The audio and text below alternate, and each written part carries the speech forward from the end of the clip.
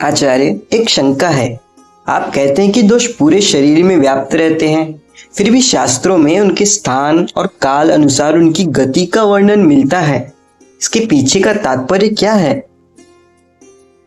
वत्स, यही तो रहस्य है। नाभि अधो वातविष्ठो भवति, नाभि हृदय मध्य पित्तम, हृदय ऊपरी कफ अर्थात नाभि के नीचे वायु, नाभि से हृदय तक पित्त और हृदय से ऊपर कफ का केंद्र है।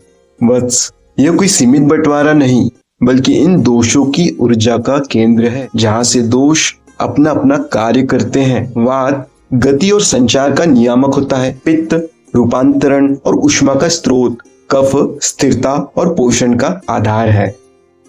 और दोष केवल स्थान में ही नहीं, काल में भी विचरते हैं।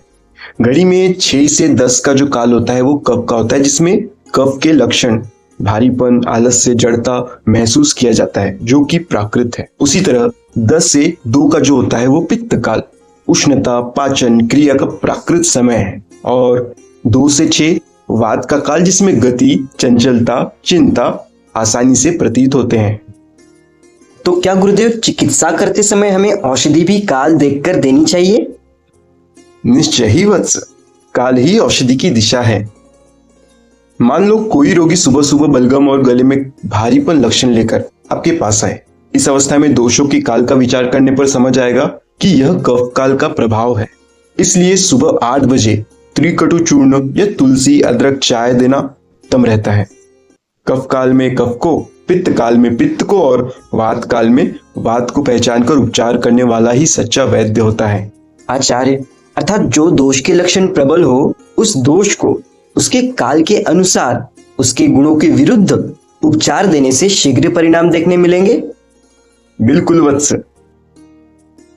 अम्लपित्त रोगी को शीतल औषधि जैसे मुक्ताशुक्ति भस्म या अविपत्तिकर चूर्ण यदि पित्त काल मतलब 10 से 2 के मध्य सेवन कराएं तो वैद्य द्वारा दी गई औषधि अधिक वीर्यवान होंगी। गुरुदेव, आतुर परीक्षा में उम्र पर विचार करना किस तरह से उपयोगी होता है?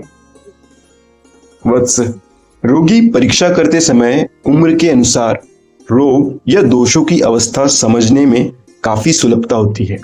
जैसे यौवन काल में क्रिया, भाव और अग्नि सभी तीव्र होते हैं, इसलिए पित्त प्रधानता स्वाभाविक है। और यदि युवा रोगी में अल्प अम्लता या लालिमा दिखे तो वह हर बार रोग नहीं, स्वाभाविक प्रवृत्ति भी हो सकती है। और अगर कोई युवा क्लिनिक में ये तकलीफ लेकर आता है तो उसे वैद्य को बताना चाहिए कि इस उम्र के अनुसार यह लक्षण स्वाभाविक है, इसलिए अधिक चिंता न करते हुए उस दोष को बढ़ाने वाले आहार और रहन सहन का त्याग करें। तभी इस विकृत अवस्था से पूरी तरह से आराम संभव है। यही कारण है कि वैद्य को केवल रोग नहीं बल्कि अवस्था और काल दोनों समझने आवश्यक होते हैं। गुरुदेव, फिर तो पंचकर्म में दोषों के स्थान और काल का उपयोग भी समझा दीजिए।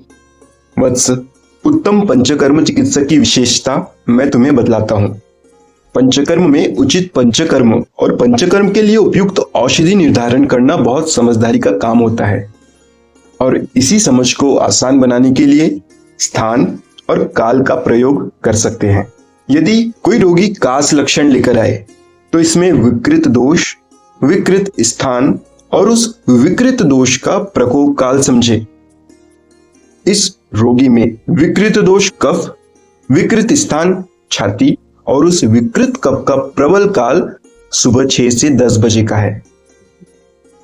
अब इसमें औषधि ऐसी चुनेंगे जो विकृत कफ को बाहर करने में मदद करे, अर्थात उसे ट्रिगर करे। कर्म ऐसा चुनेंगे जो कम कष्ट में शरीर से बाहर कर सके। जैसे कफ छाती में है तो वमन सही रहेगा, और काल जिसमें वह दोष विकृत अवस्था में रंगे हाथों पकड़ा जाए, मतलब 6 से 10 के बीच में।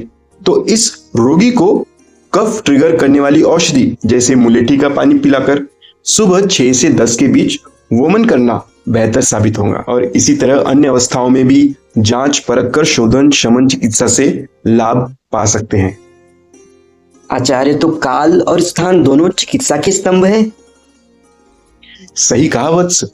दोष स्थानम दोष कालम दोष प्रकृतिम ज्ञात्वा चिकित्सेत वैद्य। जो वैद्य इन तीनों को जान ले वही रोग के पूर्व में स्वास्थ्य को स्थिर कर सकता है। मेरे आयुर्वेद मित्रों, दोष न तो शत्रु है न रोग, वे जीवन की गति है। संतुलित रहे तो स्वास्थ्य देते हैं, असंतुलित हो तो रोग बन जाते हैं। गुरुदेव, आज समझ आया, आयुर्वेद केवल औषधि नहीं बल्कि सही समय की चिकित्सा कला है। जो चिकित्सक काल, स्थान और दोष की गति को पहचान लेता है, वह शरीर नहीं, स्वास्थ्य का विज्ञान समझ लेता है।